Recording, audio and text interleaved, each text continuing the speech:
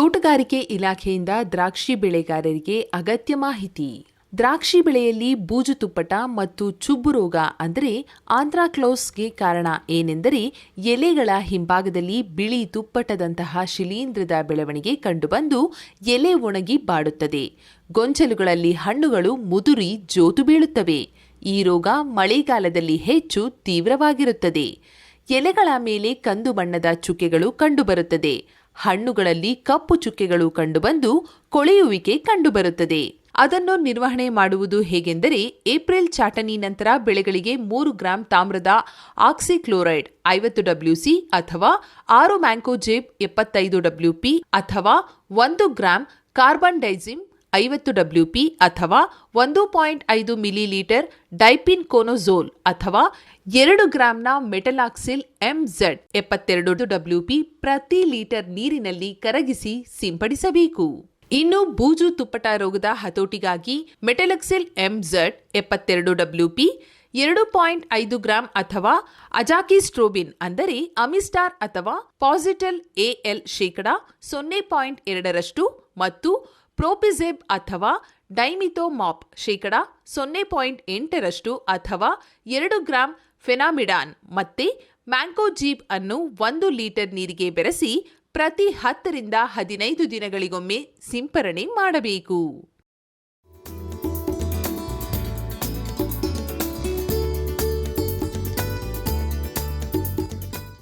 ರೇಷ್ಮೆ ಸಂಶೋಧನೆ ಮತ್ತು ತಾಂತ್ರಿಕ ಸಂಸ್ಥೆಯು ಇಟಾಲಿಯನ್ ಮಾದರಿಯ ಅಂದರೆ ರೇಷ್ಮೆ ಯಂತ್ರವನ್ನು ಅದರಲ್ಲೂ ನೂಲು ಬಿಚ್ಚಾಣಿಕೆ ಯಂತ್ರವನ್ನು ಸಿದ್ಧಪಡಿಸಿದೆ.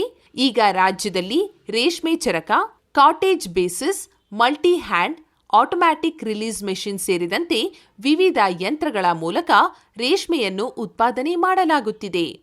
ಸದ್ಯ ಇಟಾಲಿಯನ್ ಮಾದರಿಯಲ್ಲಿ ಶೇಕಡ 40ರಷ್ಟು ರೇಷ್ಮೆ ಉತ್ಪಾದನೆಯಾಗುತ್ತಿದೆ. ಈ ಯಂತ್ರದ ಮೂಲಕ ಕೆಲವೊಂದು ನ್ಯೂನತೆಗಳನ್ನು ಮನಗೊಂಡು ವಿನೂತನ ಮಾದರಿಯಲ್ಲಿ ಇಟಾಲಿಯನ್ ರೇಷ್ಮೆ ಯಂತ್ರ ಅಂದರೆ ನೂಲು ಬಿಚ್ಚಾಣಿಕೆ ಯಂತ್ರವನ್ನು ಸಿದ್ಧಪಡಿಸಿದೆ. ಈಗ ನಮ್ಮ ಸಂಸ್ಥೆಯಲ್ಲಿ ವಿನೂತನ ಮಾದರಿಯ ಇಟಾಲಿಯನ್ ಮಾದರಿಯ ರೇಷ್ಮೆ ಯಂತ್ರವು ನೂಲು ಬಿಚ್ಚಾಣಿಕೆ ಯಂತ್ರವನ್ನು ನಾವು ಸಿದ್ಧಪಡಿಸಿದ್ದೇವೆ. ಕರ್ನಾಟಕ ರಾಜ್ಯದಲ್ಲಿ ರೇಷ್ಮೆಯನ್ನು ಚರಕ, cottage basin, multi end, automatic reeling machine ವಿವಿಧ ಯಂತ್ರಗಳಲ್ಲಿ ರೇಷ್ಮೆ ಉತ್ಪಾದನೆ ಮಾಡ್ತಾ ಇದ್ದೇವೆ. ಪ್ರಸ್ತುತವಾಗಿ ಇಟಾಲಿಯನ್ ಮಾದರಿಯ ರೇಷ್ಮೆಯಲ್ಲಿ ಶೇಕಡ 40ರಷ್ಟು ರೇಷ್ಮೆಯನ್ನು ಉತ್ಪಾದನೆ ಆಗುತ್ತಿದ್ದು, ಸದರಿ ಯಂತ್ರದಲ್ಲಿ ಕೆಲವೊಂದು ನ್ಯೂನತೆಗಳು ಮನಗೊಂಡು ವಿನೂತನ ಮಾದರಿಯ ಇಟಾಲಿಯನ್ ರೇಷ್ಮೆ ಯಂತ್ರ ನೂಲು ಬಿಚ್ಚಾಣಿಕೆ ಯಂತ್ರವನ್ನು ನಾವು ಸಿದ್ಧಪಡಿಸಿದ್ದೇವೆ. ಈ ಯಂತ್ರದಲ್ಲಿ ಜೆಟಿಬೋ ಅಂತ ಒಬ್ಬ ನೂಲು ಜೋಡಾಣಿಕೆ ಯಂತ್ರವನ್ನು ನಾವು ಅದರಲ್ಲಿ ಜೋಡಣೆ ಮಾಡಿದ್ದೇವೆ. ಸದರಿ ಯಂತ್ರದಲ್ಲಿ ಉಪಯೋಗದಿಂದ ನೂಲು ಬಿಚ್ಚಾಣಿಕೆದಾರರು ಸರಾಗವಾಗಿ ಗೂಡುಗಳು ಖಾಲಿಯಾದಾಗ ಗೂಡುಗಳ ಜೋಡಣೆ ಮಾಡೋದಕ್ಕೆ ಅನುವು ಮಾಡೋದಕ್ಕೆ ಈ ಯಂತ್ರವು ಸಹಕಾರಿಯಾಗಿದೆ. ಇಟಾಲಿಯನ್ ನೂಲು ಬಿಚ್ಚಾಣಿಕೆ ಯಂತ್ರದ ವಿನ್ಯಾಸವನ್ನು ಮಾರ್ಪಾಡು ಮಾಡಲಾಗಿದ್ದು, ಸದರಿ ಯಂತ್ರದಿಂದ ನೂಲು ಬಿಚ್ಚಾಣಿಕೆದಾರರು ಸರಾಗವಾಗಿ ಕೂತು 8 ಗಂಟೆಗಳ ಕಾಲ ಕಾರ್ಯನಿರ್ವಹಿಸ್ಬೋದು. ಈ ಯಂತ್ರದಲ್ಲಿ ಜೆಟಿಬೋ ಎಂಬ ಒಂದು ಹೊಸ ಉಪಕರಣವನ್ನು ಅಳವಡಿಸಲಾಗಿದ್ದು, ಅದರಿಂದ ನೂಲು ಬಿಚ್ಚಾಣಿಕೆದಾರರು ಯಾವುದೇ ಸಮಸ್ಯೆ ಇಲ್ಲದೆ ಸರಾಗವಾಗಿ ನೂಲು ಬಿಚ್ಚಾಣಿಕೆ ಮಾಡಬಹುದು. ಮುಂದುವರೆದು ಈ ಯಂತ್ರದಲ್ಲಿ ಮೆಟಾಲಿಕ್ ಬಟನ್ಸ್, ಸೀಳುಗುಂಡಿ ಮೆಟಾಲಿಕ್ ಬಟನ್ಸನ್ನು ಜೋಡಿಸಲಾಗಿದ್ದು, ಇದರಿಂದ ನೂಲು ಬಿಚ್ಚಾಣಿಕೆದಾರರು ಸರಾಗವಾಗಿ ಯಾವುದೇ ತೊಂದರೆ ಇಲ್ಲದೆ ದಾರವನ್ನು ಪೋಣಿಸಿ ಕಸರುಗಳಿಲ್ಲದೆ ನೂಲು ಬಿಚ್ಚಾಣಿಕೆ ಮಾಡಬಹುದಾಗಿದೆ. ಈ ಯಂತ್ರದ ಉಪಯೋಗದಿಂದ ಹೊಸದಾಗಿ ನೂಲು ಬಿಚ್ಚಾಣಿಕೆದಾರರು ದಕ್ಷತೆ ಹೆಚ್ಚಿಸುವಲ್ಲಿ ಸಹಕಾರಿಯಾಗಿದೆ.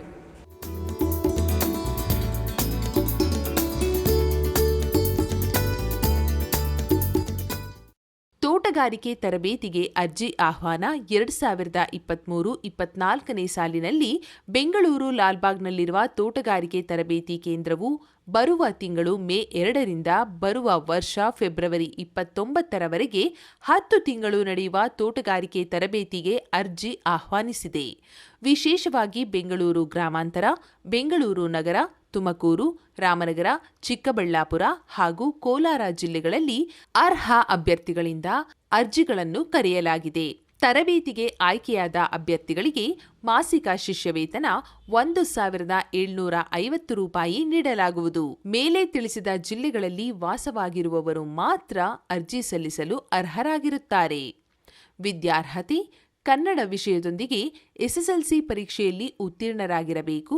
ವಯೋಮಿತಿ: ಪರಿಶಿಷ್ಟ ಜಾತಿ ಮತ್ತು ಪರಿಶಿಷ್ಟ ಪಂಗಡದವರಿಂದ ಕನಿಷ್ಠ 18 ಮತ್ತು ಗರಿಷ್ಠ 33 ವರ್ಷ, ಮಾಜಿ ಸೈನಿಕರಿಗೆ 33ರಿಂದ ಗರಿಷ್ಠ 65, ಇತರರಿಗೆ ಕನಿಷ್ಠ 18 ವರ್ಷ ಮತ್ತು ಗರಿಷ್ಠ 30 ವರ್ಷ. ಈ ತರಬೇತಿಯು ರೈತರ ಮಕ್ಕಳಿಗಾಗಿ ಇರುವುದರಿಂದ ಅಭ್ಯರ್ಥಿಯು ತಂದೆ ಅಥವಾ ಪೋಷಕರು ಕಡ್ಡಾಯವಾಗಿ ಜಮೀನು ಹೊಂದಿರಬೇಕು. ಜೊತೆಗೆ ಸ್ವಂತ ಸಾಗುವಳಿ ಮಾಡುತ್ತಿರಬೇಕು. ಈ ಬಗ್ಗೆ ಪಹಣಿ ನೀಡುವುದು ಕಡ್ಡಾಯವಾಗಿರುತ್ತದೆ. ಮಾಜಿ ಸೈನಿಕರು ಪ್ರವೇಶ ಪಡೆಯಲು ಇಚ್ಛಿಸಿದ್ದಲ್ಲಿ ಅಗತ್ಯ ದಾಖಲೆಗಳನ್ನು ಸಲ್ಲಿಸಬೇಕಾಗುತ್ತದೆ. ಅಭ್ಯರ್ಥಿಗಳು ತೋಟದ ಕೆಲಸಗಳನ್ನು ಮಾಡುವಷ್ಟು ದೃಢಕಾಯರಾಗಿರಬೇಕು. ಕಡ್ಡಾಯವಾಗಿ ಕೋವಿಡ್ ಲಸಿಕೆ ಹಾಕಿಸಿಕೊಂಡಿರಬೇಕು. ಅರ್ಜಿಗಳನ್ನು ಆಯಾ ಜಿಲ್ಲೆಯ ತೋಟಗಾರಿಕೆ ಉಪನಿರ್ದೇಶಕರು ಅಥವಾ ಹಿರಿಯ ಸಹಾಯಕ ತೋಟಗಾರಿಕೆ ನಿರ್ದೇಶಕರ ಕಚೇರಿಯಲ್ಲಿ ಅಥವಾ ಇಲಾಖೆಯ ವೆಬ್ಸೈಟ್ನಲ್ಲಿ ಪಡೆಯಬಹುದು. ಅರ್ಜಿ ಶುಲ್ಕ: ಸಾಮಾನ್ಯ ಅಭ್ಯರ್ಥಿಗಳಿಗೆ 30 ರೂಪಾಯಿ, ಮಾಜಿ ಸೈನಿಕರು, ಪರಿಶಿಷ್ಟ ಜಾತಿ, ಪರಿಶಿಷ್ಟ ಪಂಗಡ ಅಭ್ಯರ್ಥಿಗಳಿಗೆ 15 ರೂಪಾಯಿ ಮೌಲ್ಯದ ಇಂಡಿಯನ್ ಪೋಸ್ಟಲ್ ಆರ್ಡರ್ ಡಿಡಿಯನ್ನು ಆಯಾಯ ಜಿಲ್ಲೆಗಳ ತೋಟಗಾರಿಕೆ ಉಪನಿರ್ದೇಶಕರ ಹೆಸರಿನಲ್ಲಿ ಪಡೆದು ಅರ್ಜಿ ಜೊತೆಗೆ ಲಗತ್ತಿಸಬೇಕು. ಅಭ್ಯರ್ಥಿಗಳನ್ನು ಸಂದರ್ಶನದ ಮುಖಾಂತರ ಆಯ್ಕೆ ಮಾಡಲಾಗುವುದು.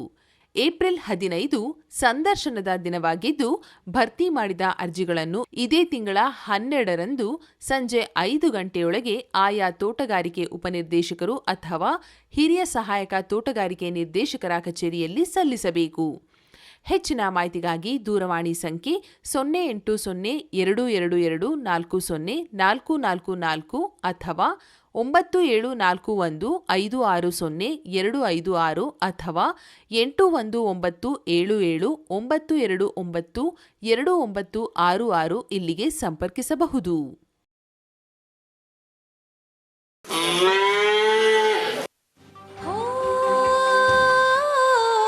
ತಂದಾನಿ ತಾನಿ ನಾನಿ ತಂದಾನೇ ನಾನಿ ತಾನ.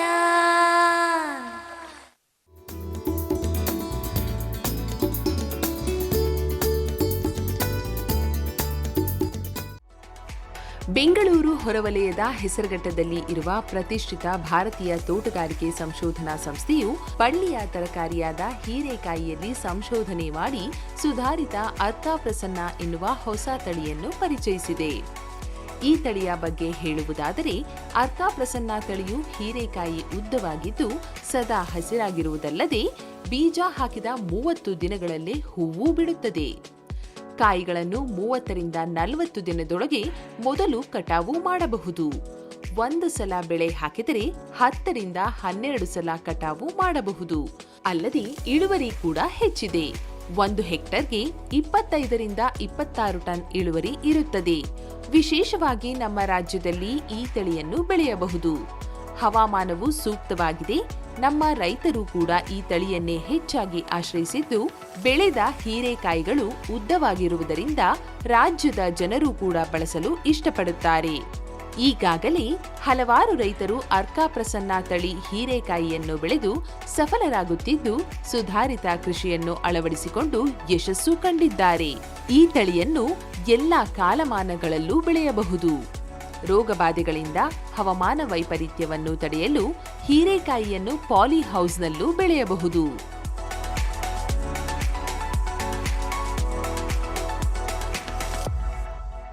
ಈ ವೆಜಿಟಬಲ್ ಹೀರೆಕಾಯಿಯಲ್ಲಿ ಸಾಧಾರಣವಾಗಿ ರೈತರು ಬೆಳೆದಂದ್ರೆ ತಳಿಲಿ ತಳಿಗಳನ್ನು ಬೆಳೀತಾ ಇರ್ತಾರೆ. ಅದರಲ್ಲಿ ಕಾಯಿ ಕುರಿತಾ ಇರ್ತದೆ, ಅಷ್ಟು ಇಳುವರಿನೂ ಬರ್ತಾ ಇರೋದಿಲ್ಲ. ನಾವು ಈ ಹೀರೆಕಾಯಿದಲ್ಲಿ ಸಂಶೋಧನೆ ಮಾಡಿ ಒಂದು ಸುಧಾರಿತ ತಳಿ ಅರ್ಕಾ ಪ್ರಸನ್ನವನ್ನು ಬಿಡುಗಡೆ ಮಾಡಿದ್ದೇವೆ ನಮ್ಮ ಸಂಸ್ಥೆಯಿಂದ. ಈ ಅರ್ಕಾ ಪ್ರಸನ್ನ ವಿಶೇಷ ಗುಣ ಏನಂದ್ರೆ, ಕಾಯಿ ತುಂಬಾ ಉದ್ದ ಬರ್ತದೆ. ಉದ್ದ ಅಲ್ಲದೇನೆ ಹಸಿರು ಬಣ್ಣದಲ್ಲಿ ಇರ್ತದೆ. ಮತ್ತು ಹೂ ಬಿಡುವಂಥದ್ದು ನೋಡಿದ್ರೆ ಇದು ಬಿಸಿಲಿನಲ್ಲಿ ಹಾಕಿದ 30 ದಿವಸಗಳೆಲ್ಲ ಹೂ ಬಿಡ್ತಾ ಬರ್ತದೆ. ಕಾಯಿ ನೋಡಿದ್ರೆ 35ರಿಂದ 40 ದಿನ ಒಳಗಡೆನೆ ನಿಮಗೆ ಮೊದಲನೇ ಕಟಾವಿ ಮಾಡ್ಕೊಳೋಕೆ ತಯಾರಾಗಿರ್ತದೆ.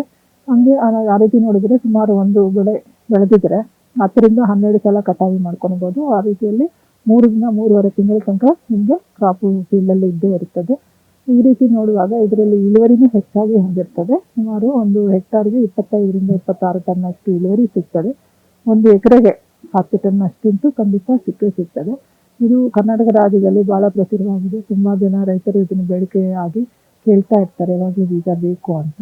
ಈ ತಳಿ ವಿಶೇಷ ಗುಣ ನಾನು ಹೇಳಿದಂಗೆ ಇದು ತುಂಬ ಹೆಣ್ಣು ಹೊಂದಿರುವಂಥ ತಳಿ. ಹೆಣ್ಣು ಜಾಸ್ತಿ ಇರೋದ್ರಿಂದ ಕಾಯಿ ಕಟ್ಟೋದು ಜಾಸ್ತಿ, ಹಾಗೆ ಇಳುವರಿನೂ ಜಾಸ್ತಿ ಆಗ್ತಾ ಬರ್ತದೆ. ಕಾಯಿ ಉದ್ದಾಗಿರೋದ್ರಿಂದ ಈ ಕರ್ನಾಟಕ ಜನರಿಗೆ ಉದ್ದ ಇರೋ ಕಾಯಿ ಭಾಳ ಇಷ್ಟವಾಗುತ್ತದೆ. ಸೊ ಹಂಗಾಗಿ ಇದರಿಗೆ ಪಾಪ್ಯುಲಾರಿಟಿ ತುಂಬ ಜಾಸ್ತಿ ಆಗಿದೆ. ಬೀಜನೂ ನಾವು ಸಪ್ಲೈ ಮಾಡ್ತಾ ಇದ್ದೀವಿ ರೈತರಿಗೆ. ಈ ತಳಿ ಈಗ ಇಳುವರಿ 12 ಟನ್ ಒಂದು ಎಕರೆಗೆ ಸಿಗ್ತದೆ. ರೈತರು ಇನ್ನೂ ಇದಕ್ಕಿಂತ ಜಾಸ್ತಿ ಇಳುವರಿನೂ ಪಡೆದಿದ್ದಾರೆ. ಮುಖ್ಯವಾಗಿ ಈ ತಳಿಯ ಹೀರೆಕಾಯಿ ಬೆಳೆಯುವುದಾದರೆ ಮೊದಲು ಹೊಲದ ಸುತ್ತಲೂ 2 ಸಾಲು ಮೆಕ್ಕೆಜೋಳ ಹಾಕಬೇಕು. ಇದರಿಂದ ಯಾವುದೇ ಕೀಟಬಾಧೆಯೂ ಕಾಣಿಸದು. ನೋಡಿ, ಎಕರೆಗೆ 2.5 ಲಕ್ಷ ರೂಪಾಯಿ ಆದಾಯ ಬರುತ್ತದೆ. ಈ ಅರ್ಕ ಪ್ರಸನ್ನ ತಳಿನ ನಾವು ಬೆಳೆಯುವಾಗ ಸಾಲಿಂದ ಸಾಲೆ ಅಂತರ 5 ಅಡಿ ಇರಬೇಕು. ಗಿಡದಿಂದ ಗಿಡ ಅಂತರ 1.5 ಅಡಿ ಬಿಡಬೇಕು. ಬಿಟ್ಟಿದ ನಂತರ ಇದಕ್ಕೆ ಡ್ರಿಪ್ಪು ಮಲ್ಚು ಅಳವಡಿಸ್ಕೊಂಡಿದ್ರೆ ತುಂಬ ಚೆನ್ನಾಗಿ ಇಳುವರಿ ಸಿಗುತ್ತೆ. ಅಂದರೆ ಕ್ವಾಲಿಟಿ ಫ್ರೂಟು ಚೆನ್ನಾಗಿ ಬರುತ್ತದೆ. ಯಾಕಂದರೆ ಇವಾಗ ಪಾಲಿಥಿನ್ ಮಲ್ಚ್ ಹಾಕೋದ್ರಿಂದ ವೇಸ್ಟ್ ಪ್ರಾಬ್ಲಮ್ ಇರೋದಿಲ್ಲ, ಆಮೇಲೆ ರೋಗ ಪ್ರಾಬ್ಲಮ್ ಏನೂ ಬರೋದಿಲ್ಲ. ನೀರೂ ಕಮ್ಮಿ ನೀರಲ್ಲೇ ನಾವು ಬೆಳೆ ತೆಗಿಬೋದು. ಆದ ನಂತರ ಅದಕ್ಕೆ ಡ್ರಿಪ್ ಮಾಡೋದ್ರಿಂದ ಕಮ್ಮಿ ನೀರಿನ ಅವಶ್ಯಕತೆ ಬರುತ್ತದೆ. ಡ್ರಿಪ್ಪು ಪ್ರತಿ ದಿನ 1 ಅವರ್ ಬಿಡಬೇಕಾಗ್ತದೆ. ಆಮೇಲೆ ಇದು ಬಳ್ಳಿ ತರಕಾರಿ ಆಗಿರೋದ್ರಿಂದ ಇದಕ್ಕೆ ಬೆಳೆದ 45 ದಿವಸ ನಂತರ ನಾವು ಒಂದು ಸಪೋರ್ಟ್ ಕೊಡಬೇಕಾಗ್ತದೆ. ಈ ಸಪೋರ್ಟ್ ನೀವು ಬೆದರು ಕಡ್ಡಿಯಿಂದನೂ ಕೊಡ್ಬೋದು, ಅಥವಾ ಸರ್ವೆ ಕಡ್ಡಿಯಿಂದನೂ ಕೊಡ್ಬೋದು, ಅಥವಾ ಐರನ್ ಆಂಗಲೂ ಹಾಕಿ ಕೊಡ್ಬೋದು. ಈ ಸರ್ವೆ ಕಡ್ಡಿ ಈ ಸಪೋರ್ಟಿಗೆಲ್ಲ ನೀವು ಇದು ನೀವು ಜೇ ವೈರ್ ಹಾಕ್ಬಿಟ್ಟು ಅಥವಾ ಪ್ಲಾಸ್ಟಿಕ್ ವೈರ್ ಹಾಕಿ ಗಿಡಗಳನ್ನ ಮೇಲಕ್ಕೆ ಎತ್ತು ಕಟ್ಟಬೇಕಾಗ್ತದೆ. ಆವಾಗ ಇದು ನೆಲದ ಮೇಲೂ ಬೆಳೆಯಬಹುದು. ನೆಲದ ಮೇಲೆ ಬೆಳೆದ್ರೆ ಇದು ತುಂಬ ಉದ್ದ ಆಗಿರೋದ್ರಿಂದ, ಕಾಯಿ ಇರೋದ್ರಿಂದ ನೆಲದ ಮೇಲೆ ಬೆಳೆಯುವಾಗ ಬೆಂಡಾಗಿರ್ತದೆ. ಮಾರ್ಕೆಟಿಗೆ ಹಾಕೋಕ್ಕೂ ಅನುಕೂಲ ಇರೋದಿಲ್ಲ, ಪ್ರಾಬ್ಲಮ್ ಆಗುತ್ತದೆ. ಅಂತಾಗಿ ಎತ್ತು ಕಟ್ಟಿದ್ರೇ ತುಂಬ ಉದ್ದಾಗಿರೋ ಕಾಯಿನೂ ಸಿಗುತ್ತೆ, ಕ್ವಾಲಿಟಿ ಫ್ರೂಟು ಚೆನ್ನಾಗಿರ್ತದೆ. ಸೊ ಹಂಗಾಗಿ ನಾವು ಸಪೋರ್ಟ್ ಕೊಡೋಕ್ಕೆ ಇದು ಸಿಂಗಲ್ ರಿಲೀಸ್ ಅಂತೇಳಿ ಈ ಥರ ಮಾಡಿದ್ರೇ ಚೆನ್ನಾಗಿ ಇಳುವರಿನೂ ಸಿಗುತ್ತದೆ, ಕ್ವಾಲಿಟಿ ಫ್ರೂಟು ಸಿಗ್ತದೆ. ಆನಂತರ ಈ ಹೀರೆಕಾಯಿ ಬರುವಂಥ ರೋಗ ಮತ್ತು ಹುಳ ಏನಾದರೂ ಇದೆಯಾ ಅಂತಂದರೆ, ಮಳೆಗಾಲದಲ್ಲಿ ಡೌನಿ ಮಿಲ್ಲು ಅಂತ ಒಂದು ಬರ್ತದೆ. ಅದಕ್ಕೆ ನಾವು ಸ್ಪ್ರೇ ಮಾಡಬೇಕಾಗ್ತದೆ. ಮಿಲ್ಲ ಗೋಲ್ಡ್ ಅನ್ನೋದು 2 ಗ್ರಾಮ್ ಒಂದು ಲೀಟರ್ಗೆ ಹಾಕಿ ಸ್ಪ್ರೇ ಮಾಡಿದರೆ ಕಂಟ್ರೋಲ್ ಮಾಡ್ಬೋದು. ಆಮೇಲೆ ಹುಳ ಬರೋದು ಒಂದು ಫ್ರೂಟ್ ಫ್ಲೈ ಅಂತ ಕರಿತೀವಿ. ಅದು ಬಂದಾಗ ನಾವು ಟ್ರಾಪ್ಸ್ ಇಡಬೇಕಾಗ್ತದೆ. ಆ ಟ್ರಾಪ್ಸಿಂದ ನಾವು ಒಂದು ಎಕರೆಗೆ ಒಂದು 10 ಟ್ರಾಪ್ಸ್ ಆದರೂ, ಕೀಲು ಟ್ರಾಪ್ಸ್ ಅಂತ ಕರಿತೀವಿ, ಅದನ್ನು ಇಟ್ಟರೆ ನಿಮಗೆ ಫ್ರೂಟ್ ಫ್ಲೈ ಪ್ರಾಬ್ಲಮ್ ಇರೋದಿಲ್ಲ. ಅದಲ್ಲದೆ ಹೀರೆಕಾಯಿಗೆ ಒಂದು ಇತ್ತೀಚೆಗೆ ಸಮ್ಮರಲ್ಲಿ ಬರುವಂಥ ಸೀರಿಯಸ್ ಪ್ರಾಬ್ಲಮ್ ಏನಂದರೆ ಲೀಫ್ ಕಲ್ ವೈರಸ್ಸು, ಅದು ನಂಜಾಣು ರೋಗ ಅಂತಾರೆ. ಈ ನಂಜಾಣು ರೋಗ ತಡ್ಕೊಳ್ಳೋ ಶಕ್ತಿ ನಮ್ಮ ತಲೆಗಂತೂ ಇಲ್ಲ. ಬಟ್ ರೈತರ ಅನುಭವ ಏನಂದರೆ, ಇದು ಬೆಳೆದಾಗ ಇದು ಸ್ವಲ್ಪ ಆದರೂ ತಡ್ಕೊಳ್ಳುತ್ತೆ. ಒಂದು 10% ಗಿಡ ಹೋಗುತ್ತೆ, ಮಿಕ್ಕಿದೆಲ್ಲ ಕಾಯಿ ಚೆನ್ನಾಗಿ ನಿಲ್ತದೆ. ಅದಲ್ಲದೆ ನಮ್ಮ ಸಂಸ್ಥೆಯಿಂದ ಬಿಡುಗಡೆ ಆದಂಥ ಅರ್ಕ ವೆಜಿಟಬಲ್ ಸ್ಪೆಷಲ್ನ 2 ಗ್ರಾಮ್ 1 ಲೀಟ್ರಲ್ಲಿ ಹಾಕಿ ಪ್ರತಿ 15 ದಿವಸದಿಂದ ಸ್ಪ್ರೇ ಮಾಡ್ತಾ ಇದ್ದರೆ ನಿಮಗೆ ಗಿಡ ಚೆನ್ನಾಗಿ ಬೆಳೆದು ನಂಜಾಣು ರೋಗನೂ ಸ್ವಲ್ಪ ಕಮ್ಮಿ ಆಗುವಂಥ ಸಾಧ್ಯತೆಯೂ ಇದೆ. ಸೊ ಇವೆಲ್ಲ ಅಳವಡಿಸ್ಕೊಂಡಿದ್ರೆ ನಂಜಾಣು ರೋಗ ತಡೆಗಟ್ಟಬೋದು. ಸ್ವಲ್ಪ ಸುತ್ತ ಈ ಹೀರೆಕಾಯಿ ಬೆಳೆಯುವ ಪ್ಲಾಟ್ ಸುತ್ತಾನು ನಾವು 2 ಸಾಲಷ್ಟು ಮೆಕ್ಕೆಜೋಳ ಹಾಕ್ಕೋಬೇಕು. ಮೊದಲು ಇದು ಹಾಕೋಕೆ 15 ದಿವಸ ಮುಂಚೆ ಮೆಕ್ಕೆಜೋಳ ಹಾಕ್ಕೊಂಡಿದ್ರೆ ಚೆನ್ನಾಗಿ ನಿಮಗೆ ವೈಟ್ ಫ್ಲೈ ಅದೆಲ್ಲ ಟ್ರಾನ್ಸ್ಮಿಟ್ ಆಗೋಲ್ಲ, ಅದೆಲ್ಲ ನಾಶನ ಆಗಿ ನಿಮಗೆ ಲೀಫ್ಗಳು ಬರೋ ಚಾನ್ಸಸ್ ಕಮ್ಮಿ ಆಗುತ್ತದೆ. ಸೊ ಈ ಹೀರೆಕಾಯಿ ತಳಿ ಅರ್ಕ ಪ್ರಸನ್ನ ಬೆಳೆಯೋದ್ರಿಂದ ಎಲ್ಲ ರೈತರಿಗೂ ಗೊತ್ತೇ ಇರ್ತದೆ. ಇದು ಮಿನಿಮಮ್ ಅಂದರೆ 1 kg 20 ರೂಪಾಯಿ ಅಂತ ಸಿಗ್ತದೆ. ಈಗ ಬರೋ ಇಳುವರಿ ನಿಮಗೆ 12 ಟನ್ ಇದ್ದರೆ ಅದರಲ್ಲೇ 2.5 ಲಕ್ಷ ಆದಾಯ ಬರ್ತದೆ. ಒಂದು ಎಕರೆಗೆ ನೀವು ಈ ಕಂಬ ಎಲ್ಲ ನೋಡಿ ಖರ್ಚು, ಈಗ ಆ್ಯಂಗಲ್ಸ್ ಇದೆಲ್ಲ ನೋಡಿ ತಗೊಂಡು 40ರಿಂದ 50 ಸಾವಿರ ಖರ್ಚು ಬೀಳ್ತದೆ. ಸೊ ಹಂಗಾದ್ರೂ ಒಂದು ಎಕರೆಗೆ ಪ್ರತಿ ರೈತರು ಒಂದು ಎಕರೆಗೆ ಸುಮಾರು 1.25ರಿಂದ 2 ಲಕ್ಷ ಲಾಭ ಅಂತ ಪಡೆಯಬಹುದು. ಆಮೇಲೆ ಈ ತರಕಾರಿ ಅರ್ಕ ಪ್ರಸನ್ನ ಬಗ್ಗೆ ಏನಾದರೂ ಹೆಚ್ಚು ಮಾಹಿತಿ ಬೇಕಾದರೆ ನೀವು ನಮ್ಮ ಸಂಸ್ಥೆಗೆ ಭೇಟಿ ಮಾಡ್ಬೋದು ಅಥವಾ ಸಂಪರ್ಕ ಮಾಡ್ಬೋದು. ಫೋನ್ ಮೂಲಕ ಸಂಪರ್ಕ ಮಾಡ್ಬೋದು. ನಮ್ಮ ಭಾರತೀಯ ತೋಟಗಾರಿಕೆ ಸಂಶೋಧನಾ ಸಂಸ್ಥೆ ಈ ಅರ್ಕ ಪ್ರಸನ್ನ ಅನ್ನೋದಲ್ಲಿ ಓಪನ್ ಪಾಲಿನೇಟೆಡ್ ವೆರೈಟಿ ಆಗಿರೋದ್ರಿಂದ ರೈತರು ತಮ್ಮಲ್ಲಿ ತಾನೇ ಬೀಜ ಮಾಡ್ಕೊಳ್ಬೋದು. ಆದರೆ ಬೀಜ ಮಾಡ್ಕೊಳ್ಳುವಾಗ ಅವರು ಒಂದು ಕೇರ್ ತಗೋಬೇಕು. ಏನಂದರೆ ಇದು ಕ್ರಾಸ್ ಪಾಲಿನೇಟೆಡ್ ಕ್ರಾಪ್, ಅಂದರೆ ಪರಾಗಸಂಪರ್ಕ ಆಗುವಂಥ ತಳಿ ಆಗಿರೋದ್ರಿಂದ ಸುತ್ತಮುತ್ತ 1 ಕಿಲೋಮೀಟರ್ ದೂರ ಬೇರೆ ಯಾವ ರೈತರು ಸಹ ಬೇರೆ ಯಾವುದು ಹೀರೆಕಾಯಿ ತಳಿ ಹಾಕಿರಬಾರ್ದು. ಅಂಥ ಸಮಯದಲ್ಲಿ ರೈತರು ತಾವು ಬೆಳೆದಿರೋ ಕ್ರಾಪಿಂದ ತಾವೇ ಸೀಡು ತಗೋಬೋದು. ಈ ಕಂಡೀಷನಲ್ಲಿ ಇರಬೇಕು. ಆವಾಗ ಯಾರು ಫೀಡು ಅವರೇ ಮಾಡ್ಕೊಳ್ಬೋದು. ಆಮೇಲೆ ನಿಮ್ಮ ಫೀಡು ಬೇಕಾದರೆ ನಮ್ಮ ಸಂಸ್ಥೆ ಭೇಟಿಯಾಗಿ ತೊಗೋಬೋದು ಹೆಸರುಘಟ್ಟ ಬೆಂಗಳೂರಿನಲ್ಲಿ, ಅಥವಾ ಆನ್ಲೈನ್ ಪೋರ್ಟಲಿಂದಲೇ ನೀವು ರಿಜಿಸ್ಟರ್ ಮಾಡಿಕೊಂಡು ಅಲ್ಲಿ ನೀವು ದುಡ್ಡು ಇದು feed cost plus postal charge pay ಮಾಡಿದರೆ ನಿಮ್ಮ ಅಡ್ರೆಸ್ಸಿಗೆ ಫೀಡು ಕಳಿಸ್ತಾರೆ.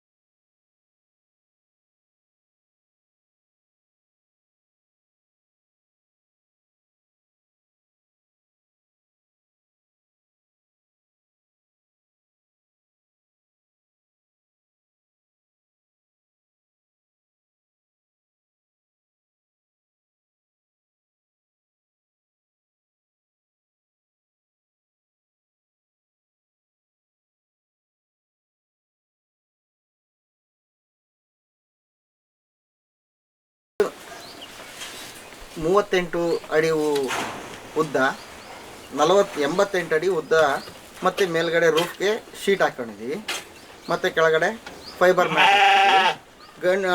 ಹೆಣ್ಣು ಬಂದುಬಿಟ್ಟು 80 ಹೆಣ್ಣು ತಂದ್ವಿ. ಆಮೇಲೆ ಗಂಡು ಬಂದುಬಿಟ್ಟು ಡಾರ್ಪರ್, ಸೌತ್ ಆಫ್ರಿಕನ್ ಬ್ರೀಡ್. ಅದು ಡಾರ್ಪರ್ ತುಂಬ ಗ್ರೋತ್ ಚೆನ್ನಾಗಿರುತ್ತೆ ಅಂತ ಕೇಳ್ಪಟ್ಟಿದ್ವಿ. ಅದಕ್ಕೋಸ್ಕರ ಡಾರ್ಪರ್ ತಂದ್ವಿ, ಒಂದು ಗಂಡು ಒಂದು ಹೆಣ್ಣು. ಅದೇ ಗಂಡು ಇಂದ ಬಂಡೂರು, ಸಿಂಧನೂರು ಮತ್ತು ನಾಟಿ ಇವಿಷ್ಟಕ್ಕೂ ಅದೇ ಡಾರ್ಪಲ್ಲೇ ಕ್ರಾಸ್ ಮಾಡ್ತಾ ಇದ್ವಿ. ಅದು ತುಂಬ ಫಾಸ್ಟಾಗಿ ಮರಿಗಳು, ಹುಟ್ಟಿದಂಥ ಮರಿಗಳು ಫಾಸ್ಟಾಗಿ ಗ್ರೋತ್ ಬರುತ್ತೆ. ಅದಕ್ಕೋಸ್ಕರ ಅದನ್ನೇ ಸಾಕ್ತಾ ಇದ್ದೀವಿ ಸರ್. ಮತ್ತು ನೀರಿನ ವ್ಯವಸ್ಥೆಗೋಸ್ಕರ ಸಿಂಟ್ಯಾಕ್ ಇಟ್ಟಿದ್ದೀವಿ. ಸಿಂಟ್ಯಾಕಿಂದ ಡೈರೆಕ್ಟ್ ಪೈಪ್ಲೈನ್ ಮಾಡಿದ್ದೀವಿ. ಎಲ್ಲ ಕಡೆ ಪೈಪ್ಲೈನಿಂದ ಟಬ್ ಇಟ್ಟಿದ್ದೀವಿ. ಆ ಟಬ್ಬಲ್ಲಿ ಹೋಗುತ್ತೆ ನೀರು. ಆಮೇಲೆ ಮೇವು ಹಾಕೋದಕ್ಕೆ 12 ಇಂಚಿದೊಂದು ಪೈಪ್ ತಗೊಂಡು ಅದನ್ನ ಅರ್ಧಕ್ಕೆ ಕಟ್ ಮಾಡಿಬಿಟ್ಟು ಅದನ್ನೇ ಫಿಟ್ ಮಾಡಿದ್ದೀವಿ ಮೇವು ಹಾಕೋದಕ್ಕೋಸ್ಕರ. ಮೇವು ಆ ಕಡೆ ಈ ಕಡೆ ಒಳಗಡೆ ಹಾಕಿದ್ರೆ ಎಲ್ಲ ಚಿಲ್ಲಾಪಿಲ್ಲಿಯಾಗಿ ತುಳಿದಾಡ್ತೇವೆ ಅಂತ ಹೇಳ್ಬಿಟ್ಟು ಹೊರಗಡೆನೆ ಹಾಕೋದಕ್ಕೆ ತಲೆ ತೂರ್ಸಿ ಮೇಯ್ಬೇಕು. ಅದು ಅದಕ್ಕೋಸ್ಕರ 12 ಇಂಚ್ ಪೈಪ್ನ ಕಟ್ ಮಾಡಿ ಅರ್ಧಕ್ಕೆ 2 ಭಾಗ ಮಾಡಿ ಅದನ್ನ ಹಾಕಿದ್ದೀವಿ. ಇಲ್ಲಿ ಮೇವು ಹಾಕ್ತೀವಿ ಮತ್ತು ಫೀಡೂ ಹಾಕ್ತೀವಿ, ಮುಸ್ಕಿನ ಜೋಳ ಹಾಕ್ತೀವಿ. ಆಮೇಲೆ ಅದನ್ನು ಕ್ಲೀನ್ ಮಾಡೋದು ಬೆಳಗ್ಗೆ ಸಾಯಂಕಾಲ ಮಾತ್ರ ಗೋನಿಗೆ ಮಾತ್ರ ಕ್ಲೀನ್ ಮಾಡಿ ಅದರಲ್ಲೇ ಹಾಕ್ತೀವಿ. ಅದು ಪಿಚ್ಕೆ ಜೊತೆಗೆ ಬರ್ತಾ ಹೋಗ್ತೀವಿ ವೇಸ್ಟೇಜ್ ಆಗಿದ್ದು ಮೇವು. ಮರಿಗಳ ಬೆಳವಣಿಗೆಯು ತುಂಬಾ ತ್ವರಿತವಾಗಿ ಬೆಳವಣಿಗೆ ಕಾಣುತ್ತವೆ. ನೀರಿನ ವ್ಯವಸ್ಥೆ ಮಾಡಲಾಗಿದೆ. ನಾಟಿ, ಬನ್ನೂರು, ಸಿಂಧನೂರು, ಟಾರ್ಪರ್ ತಳಿಗಳಿವೆ. ಕುರಿಗಳಿಗೆ ತಮ್ಮ ಜಮೀನಿನಲ್ಲೇ ಮೇವುಗಳನ್ನು ಕೂಡ ಬೆಳೆಯುತ್ತಿದ್ದಾರೆ. ಇಲ್ಲಿ ಲೋಕಲಲ್ಲಿ ಸಿಗೋಂಥ ನಾಟಿ ತಳಿಗೆ ಡಾರ್ಪರ್ ಕ್ರಾಸ್ ಮಾಡಿ ಅದರಿಂದ ಮರಿ ಬರ್ತಕ್ಕಂಥ ಮರಿಗಳು ಫಾಸ್ಟ್ ಗ್ರೋತ್ ಬರ್ತಾ ಇದ್ದಾವೆ. ಅದಕ್ಕೋಸ್ಕರ ಡಾರ್ಪರ್ನ ನಾಟಿ ಕುರಿಗಳಿಗೆ ಕ್ರಾಸ್ ಮಾಡಿಸ್ತಾ ಇದ್ವಿ. ಅದು ಒಳ್ಳೆ ಫಲ ಸಿಗ್ತಾ ಇದೆ ಸರ್. ಹುಟ್ಟಿದಂಥ ಕುರಿಗಳು ಚೆನ್ನಾಗಿ ಫಾಸ್ಟಾಗಿ ಗ್ರೋತ್ ಬರ್ತಾ ಇದ್ದಾವೆ ಮರಿಗಳು. ಮೇವು ಬಂದುಬಿಟ್ಟು ನಮ್ಮಲ್ದಲ್ಲೇ ಮೇಪೇರ ಬೆಳೆಸ್ಕೊಂಡು, ಆಮೇಲೆ ಬೇಲಿ ಮಸಾಲೆ ಬೆಳೆಸ್ಕೊಂಡು, ಸೆಡೆ ಸೊಪ್ಪು, ಮಲ್ಟಿಕಟ್ ಅಂತ ಸಪ್ಪೆ ಬರುತ್ತೆ, ಅದನ್ನು ತಂದು ಅದನ್ನ ಚಾಪ್ ಕಟ್ರಿಗೆ ಹಾಕಿ ಅದನ್ನು ಇಂಚಿಂಚು 1 ಇಂಚು ಉದ್ದ ಬರೋಂಗೆ ಕಟ್ ಮಾಡಿ ನಾವು ಮೇವು ಹಾಯಿಸ್ತಾ ಇದ್ವಿ ಸರ್. ಸಾಯಂಕಾಲ ಫೀಡ್ ಬಂದುಬಿಟ್ಟು ಮುಸ್ಕಿನ ಜೋಳ 100 ಗ್ರಾಮ್ ಮುಸ್ಕಿನ ಜೋಳ ಕೊಡ್ತಾಯಿದ್ದೀವಿ. ಒಣಮೇವು ಕಡಲೆ ಒಟ್ಟು ಕೊಡ್ತಾಯಿದ್ದೀವಿ. ಒಣಮೇವು, ಹಸಿ ಮೇವು ಬಂದುಬಿಟ್ಟು ಇವು 4 ಥರ ಹಸಿ ಮೇವನ್ನ ಎಲ್ಲ ಮಿಕ್ಸ್ ಮಾಡಿ ಕೊಡ್ತಾಯಿದ್ದೀವಿ. ಕುರಿಗಳು ಮತ್ತು ಕುರಿ ಮರಿಗಳನ್ನೇ ಪ್ರತ್ಯೇಕವಾಗಿ ಸಾಕಲಾಗುತ್ತಿದ್ದು ಅವುಗಳಿಗೆ ಪ್ರತ್ಯೇಕ ವಿವಿಧ ರೀತಿಯ ಮೇವುಗಳನ್ನು ಕೂಡ ನೀಡಲಾಗುತ್ತಿದೆ. ಪ್ರತ್ಯೇಕವಾಗಿ ಅಂದರೆ ಮರಿಗಳು ಮಾತ್ರ ಪ್ರತ್ಯೇಕವಾಗಿ ಬಿಡ್ತೀವಿ. ಅದಕ್ಕೆ ಯಾಕಂದರೆ ಈ ದೊಡ್ಡವಕ್ಕೆ ಮೇವು ಸಿಗಲ್ಲ. ಅವಕ್ಕೆ ಮರಿಗಳೇ ಸಪ್ರೇಟ್ ಮಾಡಿ ಅವಕ್ಕೆ ಬರೀ ಸೆಡೆ ಸೊಪ್ಪು ಮೆತುವಾಗಿರ್ತಕ್ಕಂಥ ಆಹಾರನ ಮರಿಗಳಿಗೆ ಕೊಡ್ತೀವಿ. ಈ ದೊಡ್ಡವೆಲ್ಲನ ಮಾಮೂಲಿ ಎಲ್ಲವಕ್ಕೆ ಏನು ಕೊಡ್ತೀವಿ ಅದನ್ನು ಕೊಡ್ತಿದ್ದೀವಿ ಸರ್. ಮರಿಗಳನ್ನ ನಿರ್ವಹಣೆಗೋಸ್ಕರ ಅವಕ್ಕೆ ಜಂತು ಮಾತ್ರೆ ಮತ್ತು ವ್ಯಾಕ್ಸಿನ್ನು ಎಲ್ಲ ಹಾಕ್ತಾಯಿದ್ದೀವಿ. ಮತ್ತು ಹೊರಗಡೆ ಸಪ್ರೇಟ್ ಮಾಡಿಬಿಟ್ಟು ಅವಕ್ಕೆ ಮೃದುವಾದ ಆಹಾರ ಕೊಟ್ಕೊಂಡು ಮೇಂಟೈನ್ ಮಾಡ್ತಾಯಿದ್ದೀವಿ. ಕುರಿಗಳಿಗೆ ಏನಾದರೂ ರೋಗ ಬಾಧೆ ಕಂಡು ಬಂದರೆ ಗ್ರಾಮದಲ್ಲೇ ಇರುವ ಸರ್ಕಾರಿ ಪಶು ಸಂಗೋಪನಾ ಆಸ್ಪತ್ರೆ ಮೂಲಕ ಚಿಕಿತ್ಸೆ ದೊರಕಿಸಲಾಗುತ್ತಿದೆ. ನಮ್ಮೂರಲ್ಲೇ ಹಾಸ್ಪಿಟ್ಲ್ ಇರೋದ್ರಿಂದ ವೆಟರ್ನರಿ ಹಾಸ್ಪಿಟ್ಲ್ ಇದೆ ನಮ್ಮೂರಲ್ಲೇ. ಅವ್ರು ಕಾಂಪೌಂಡ್ರ್ ಇರ್ತಾರೆ. ಅವ್ರು ಬಂದುಬಿಟ್ಟು ಒಂದು ಫೋನ್ ಮಾಡಿ ಸಾಕು, ತಕ್ಷಣ ಬಂದು ನಮಗೆ ಏನೇ ಇದ್ರೂ ಚೆನ್ನಾಗಿ ಸ್ಪಂದಿಸ್ತಾ ಇದ್ದಾರೆ ಸರ್ ಅವರು. ಮತ್ತು ವ್ಯಾಕ್ಸಿನೇಷನ್ನು ತಿಂಗಳ ನಾವು ಒಂದು ಡೈರಿ ಮೇಂಟೈನ್ ಮಾಡ್ತಾಯಿದ್ದೀನಿ. ಆ ಡೈರಿಯಲ್ಲಿ ಎಚ್ ಎಸ್ ಯಾವ ಡೇಟ್ಗೆ ಆಗ್ತದೆ, ಇ ಟಿ ಯಾವ ಡೇಟ್ಗೆ ಆಗ್ತದೆ, ಮತ್ತು PPR ಯಾವಾಗ ಆಗ್ತದೆ ಅಂತ ಬರ್ಕೊಂಡು 6 ತಿಂಗಳಿಗೊಂದ್ಸರಿ ಎಲ್ಲ ಥರದ ವ್ಯಾಕ್ಸಿನ್ನು ಮಾಡಿಸ್ತಾ ಇದ್ದೀವಿ. ಎಲ್ಲನೂ ವೆಟರ್ನರಿ ಡಿಪಾರ್ಟ್ಮೆಂಟ್ ಕಡೆಯಿಂದ ಫ್ರೀಯಾಗಿ ಸಿಗ್ತಾ ಇದೆ ಸರ್. ಹೊರಗಡೆನೂ ಬಿಟ್ಟು ನಮ್ಮ ಫೀಲ್ಡಲ್ಲೇ ಹೊರಗಡೆ ಬಿಟ್ಟು ಮೇಯಿಸ್ತಾ ಇದ್ದೀವಿ. ಯಾಕೆಂದರೆ ಅಲ್ಲಿರೋ ಕಳೆನೂ ಕಮ್ಮಿ ಆಗುತ್ತೆ. ಮೇವು ಕುರಿ ಸ್ವಲ್ಪ ಅಡ್ಡಾಡಿದರೆ ಆರೋಗ್ಯ ಚೆನ್ನಾಗಿರ್ತೈತೆ. ಹೊರಗಡೆ ಬಿಸಿಲು ಬೀಳಬೇಕಲ್ಲ, ಅದಕ್ಕೆ ಬಿಸಿಲು ಬಿದ್ದರೆ ವಿಟಮಿನ್ ಡಿ ಸಿಗುತ್ತೆ ಕುರಿಗೆ. ಅದಕ್ಕೋಸ್ಕರ ಬಿಸಿಲಿಗೂ ಸ್ವಲ್ಪ ಹೊತ್ತು ಬಿಟ್ಕೊಂಡು ಹೊರಗಡೆನೂ ಬಿಟ್ಟು ಆಮೇಲೆ ಒಳಗಡೆ ಸ್ಟಾಲ್ ಫೀಡಿಂಗ್ ಮಾಡ್ತಾರೆ. ಡಾರ್ಪರ್ ಕುರಿ ಅಂದ್ರೇ ಮೇಯ್ನ್ ಬಿಸಿಲನ್ನ ಭಾಳ ಇಷ್ಟಪಡೋಂಥದ್ದು ಕುರಿಗೆ. ಬಿಸಿಲಿದ್ರೆ ಮಾತ್ರ ಭಾಳ ಆರೋಗ್ಯವಾಗಿರುತ್ತೆ. ನಾವು ಯಾವುದೇ ವೆದರಿಗೆ ತಗೊಂಡೋದ್ರೆ ಚಳಿ ಇರೋ ಕಡೆ ಮಾತ್ರ ಬಿಟ್ಟು ಬಿಸಿಲಿಗೆ ನಮ್ಮ ಕಡೆ ಎಲ್ಲ ಕಡೆನೂ ಕುರಿ ವಾತಾವರಣಕ್ಕೆ ಹೊಂದ್ಕೊಳ್ಳುತ್ತೆ. ಡಾರ್ಪರು ಎಲ್ಲ ಒಂದು ವಾತಾವರಣಕ್ಕೂ ಹೊಂದ್ಕೊಳ್ಳುತ್ತೆ. ಇದು ಬಿಸಿಲಿದ್ರೂ ಹೊಂದ್ಕೊಳ್ಳುತ್ತೆ, ಮಿನಿಮಮ್ ಸುಮಾರು ಚಳಿ ಇದ್ರೂ ಹೊಂದ್ಕೊಳ್ಳುತ್ತೆ ಸರ್. 3 ವರ್ಷದಿಂದ ಲಾಭದಾಯಕ ಅನಿಸಿದೆ ಸರ್. ಅದು ಮರಿಗಳ ಫಾಸ್ಟ್ ಗ್ರೋತ್ ಬರೋದ್ರಿಂದ 3 ತಿಂಗಳಿಗೇ 6 ತಿಂಗಳು ಬೆಳೆಯೋದು 3 ತಿಂಗಳಿಗೆ ಬೆಳೆಯೋದ್ರಿಂದ ಲಾಭದಾಯಕ ನಾವು ಬರೀ ನಾಟಿ ಕುರಿನೇ ಸಾಕಿದರೆ ಫಾಸ್ಟ್ ಗ್ರೋತ್ ಬರಲ್ಲ. ಅದರಿಂದ ನಾವು ಡಾರ್ಪರ್ ಕ್ರಾಸ್ ಮಾಡಿ ಅದರಿಂದ ಒಳ್ಳೆ ಲಾಭದಾಯಕ ತಗೊಳ್ತಾ ಇದ್ದೀವಿ. ಸಾಕಾಣಿಕೆಗೋಸ್ಕರನೇ ಡಾರ್ಪರ್ನ ಎಲ್ಲ ರೈತರು ಕೇಳ್ತಾ ಇರೋ ಡಿಮ್ಯಾಂಡ್ ಇದೆ ಸರ್. ಸಮಗ್ರ ಕೃಷಿಯಲ್ಲಿ ಪ್ರತ್ಯೇಕವಾಗಿ ಮಾಡಿದರೆ ರೈತ ಅದರ ಮೇಲೆ ಅವಲಂಬಿತ ಆದರೆ ಲಾಸ್ ಇಲ್ಲ. ಓನರೇ ಅದನ್ನ ನೋಡ್ಕೊಂಡ್ರೆ ಭಾಳ ಚೆನ್ನಾಗಿ ನೋಡ್ಕೋಬೋದು. ಲೇಬರ್ ಇಟ್ಕೊಂಡು ಮೇಂಟೈನ್ ಮಾಡ್ತೀನಿ ಅಂದರೆ ಚೂರು ಕಷ್ಟ ಆಗ್ತೈತೆ, ಸ್ವಲ್ಪ ನೋಡ್ಕೊಂಡು ಮಾಡಬೇಕಾಗತ್ತೆ. ಅದರಿಂದ ಅವನೇ ಸ್ವಂತ ಇದ್ದು ನೋಡ್ಕೊಂಡ್ರೆ ಭಾಳ ಆದಾಯ.